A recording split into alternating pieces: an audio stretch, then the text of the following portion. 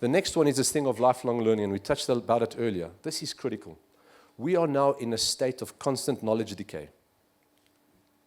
And the estimation is that your knowledge decay is on average 30% a year.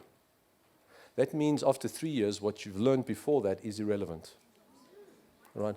So you've got to take responsibility, all of us, whether you or you've just entered the workplace or whether you CEO of a company, you've got to take responsibility to constantly be refreshing your knowledge. Right? Instead of seeing knowledge as a destination, the degree or the certificate that someone spoke about earlier, this is going to be like riding a wave. You're constantly riding it. It never stops. And your competitive differentiation is going to be based on your ability to stay on top of this knowledge curve. Right? The other thing that's certainly coming out in the world of lifelong learning is being good at one thing is no longer going to be good enough. The trend worldwide is hybrid thinking.